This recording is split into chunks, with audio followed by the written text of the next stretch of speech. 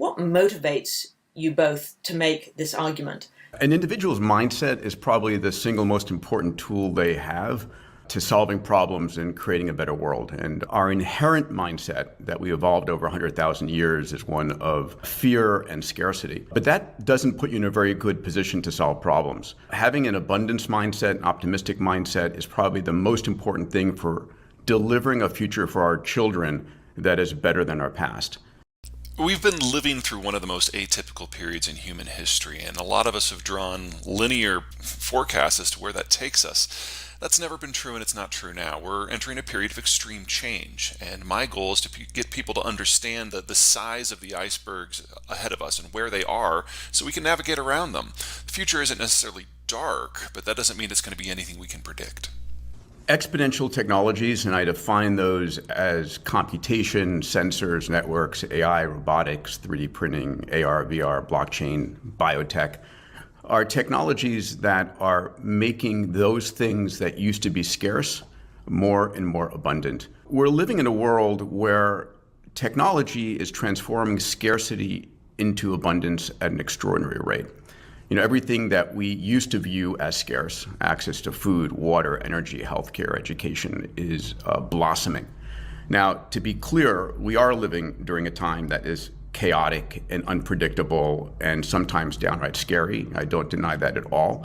We humans like going to sleep and waking up in the morning knowing that the world is the same as it was the night before, and it's not. It's changing at an accelerating rate. And we're not arguing that there are issues. There will be issues, for sure. But even as it's changing at this accelerating rate, what is happening is those things that used to be scarce are becoming abundant. If we look at this, and I believe in what's called data-driven optimism, there is a huge amount of data that drives towards this vision that abundance is, in fact, the future. So first of all, global life expectancy has more than doubled over the last 70 years, from roughly 40 years old to now hitting 75. Global child mortality has precipitously dropped from 43% in the 1800s down to under 4% today. Maternal mortality rates, women dying in pregnancy, over the last 20 years alone has dropped 34%, right? Cancer deaths have reduced by a third over the last 20 years. You may not believe this, but even democracy has blossomed over the last century. In 1900, about 1% of countries had universal voting rights. Today, it's 96%. Right? Extreme poverty has plummeted from 95% extreme poverty in the world down to under 10% today. Literacy rates have skyrocketed. Mobile phone uses, we have some 8 billion mobile phones. The poorest on the planet now have the most advanced technology for communications and access to knowledge. 5 billion internet-connected individuals. Access to electricity has exploded. We have water safety. We have more access to food. And so the question is, why is this happening? Why are we seeing this incredible abundance and access that people have? And it's not that we humans have gotten smarter. We don't have better forms of government or better politicians. It is the technology. Technology is a resource liberating force. It transforms scarcity into abundance over and over again, right? We used to go kill whales to get whale oil to light our nights. Then we ravaged mountainsides. Then we drilled kilometers under the ground to get access to oil. And now we have 8,000 times more energy hitting the surface of the Earth from the sun than we consume as a species in a year. Energy will become squanderable abundance, right? And that tips water and that tips health. And so all of these things are increasing abundance. It's not about creating a world of luxury for everybody, but it's about creating a world of possibility for everybody. Peter D is absolutely correct. The world of the last 75, 80 years has gotten better and better and better and better, but it's important to understand why we've been able to go down this technological path. We've had three things going on. First of all, we had globalization. At the end of World War II, the Americans found themselves facing off against Stalin on the plains of Europe, and it was a war we knew we could not win. We knew we needed tens of millions of people to stand not behind us or with us, but in front of us to serve as cannon fodder. And that meant bribing them. And our bribe was globalization.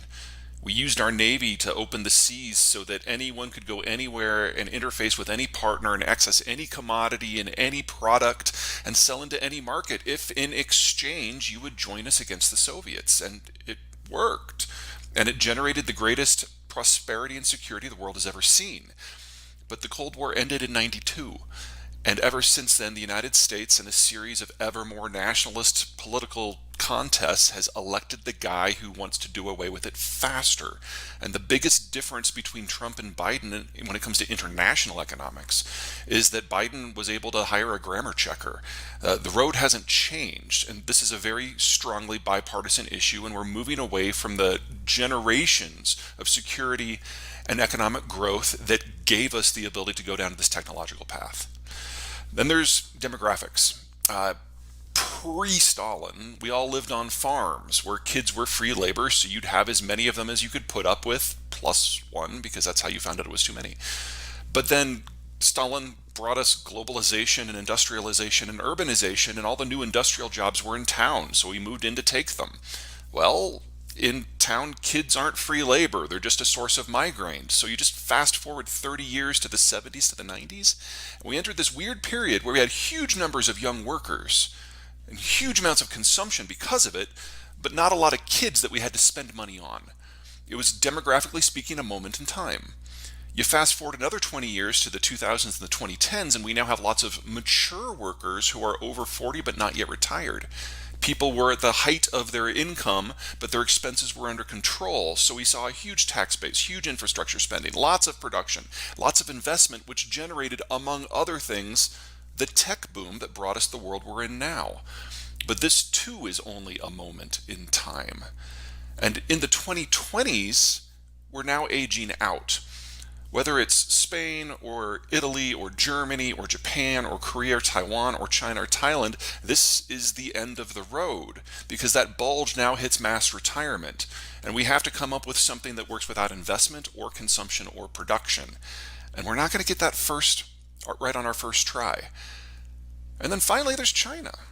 China is a country that exists because of globalization and demographic change. It's utterly dependent upon globalization for access to raw materials and access to markets. But it's also the fastest urbanizing country in history, which means it's the fastest aging population in history. And they've already aged so quickly and so far that consumption-led growth or cost-competitive production is already faded into memory.